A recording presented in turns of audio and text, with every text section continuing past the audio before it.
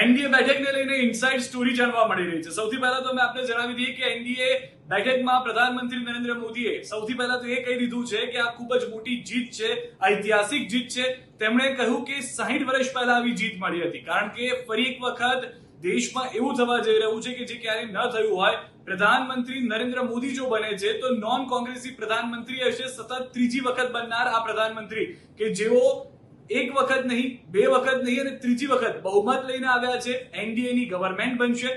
NDA ની આ બેઠકની અંદર ચંદ્રબાબુ નાયડુ પહોંચ્યા હતા, નીતિશ કુમાર પહોંચ્યા હતા, શિંદે જૂથ ત્યાં આગળ જોવા મળ્યું હતું અને તમામ લોકોએ પોતપોતાની માંગ પણ આ બેઠકમાં મૂકી હોવાની જાણકારી મળી રહી છે। એક તરફ નરેન્દ્ર મોદીએ તેવું કહ્યું કે ઐતિહાસિક જીત તમામ લોકોનો પ્રયાસ હતો અને જીત જેના માટેના પ્રયાસ થયા તે આંકડા મળ્યા છે। બીજી તરફ નીતિશ જૂથ તરફથી 3 મંત્રાલય માંગવામાં આવ્યા હોવાની જાણકારી છે। ન ફક્ત 3 મંત્રાલય પરંતુ તેવું પણ કહેવામાં આવ્યું છે કે રેલ મંત્રાલય તેઓને જોઈએ છે। હવે 3 મંત્રાલયની અંદર જો એક રેલ મંત્રાલય નીતિશ કુમારની જે જૂથ છે તેના કોઈ પણ મંત્રીને આપવામાં આવે તો અન્ય જૂથ પણ પોતાની માંગ લઈને સામે આવી ગયું છે। જે જાણકારી છે તે પ્રમાણે શિંદે જૂથે પણ 2 મંત્રાલય માંગ્યા છે। કઈ રીતના 2 મંત્રાલય હોઈ શકે છે તે પણ સૂત્રો પાસેથી મેળવવાનો અમે પ્રયાસ કરી રહ્યા છે, કારણ કે એનડીએ બેઠકની અંદર આ માંગ કરી દેવામાં આવી છે। ચંદ્રબાબુ નાયડુએ પણ નિવેદન આપ્યું છે કે આ જીત છે, સાથે લડ્યા છીએ અને સાથે જે લડ્યા તેનું આ પરિણામ આવ્યું છે। પરંતુ અહીંયા આગળ ફડણવીસ જે ડેપ્યુટી સીએમ છે મહારાષ્ટ્રના, તેઓએ ખરાબ પ્રદર્શનને લઈને જ્યારે એમ કહ્યું કે હું રાજીનામું આપી રહ્યો છું તો શિંદે તરફથી ફોન કરવામાં આવ્યો અને કહેવામાં આવ્યું હતું કે તમારે એકલાના કારણે નહીં, તમામ લોકોના કારણે આ પરિણામ આવ્યું છે, જેના કારણે તમામ લોકોની નૈતિક ફરજ છે રાજીનામું આપી દેવાની। હાલમાં આપ રાજીનામું ન આપશો। એનડીએ બેઠકની ઇનસાઇડ સ્ટોરી છે, જ્યારે ઇન્ડિયા ગઠબંધનથી ખડગેએ એવો દાવો કર્યો છે કે અમે તમામ લોકોને આવકારી રહ્યા છે।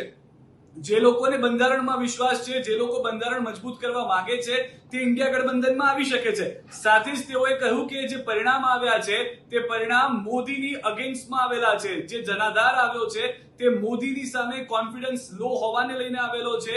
જનાધાર પ્રધાનમંત્રી તરીકે નરેન્દ્ર મોદી ગુમાવી ચૂક્યા છે। જે આંકડાની વાત તેઓ કરી રહ્યા હતા તે આંકડા તેમને નથી મળ્યા। વધુ એક મહત્વની વાત એનડીએ બેઠકમાં એ પણ સામે આવી છે કે બીજા અન્ય 15 ગઠબંધનને લઈને સમર્થન મળ્યા છે લોકોના। હવે કોણ કોણ છે તેને લઈને ખુલાસો કરવામાં નથી આવ્યો, પરંતુ અહીંયા સૌથી મોટો સવાલ કે જે તમામ લોકો ચર્ચા કરી રહ્યા હતા કે હવે કેટલું મુશ્કેલ થઈ શકે છે પ્રધાનમંત્રી નરેન્દ્ર મોદી માટે સરકાર ચલાવવું, કે આ તમામ લોકો જે સાથે આવ્યા છે તેઓના સમર્થન વગર અથવા તો તેઓની જે ડિમાન્ડ છે તેના વગર। કેમ કે હજી સુધી જે જાણકારી મળી છે તે પ્રમાણે નાયડુ જૂથ તરફથી શું ડિમાન્ડ છે તે જાણવા નથી મળ્યું, પરંતુ નીતિશ કુમારે સ્પષ્ટ કર્યું છે કે 3 મંત્રાલય જોઈએ, જેમાંનું એક મંત્રાલય રેલ મંત્રાલય હોઈ શકે છે। જો કે સૂત્રો તરફથી આ માહિતી છે, શક્યતાઓ પૂરેપૂરી છે કે આ ડિમાન્ડ કરવામાં આવી શકે છે।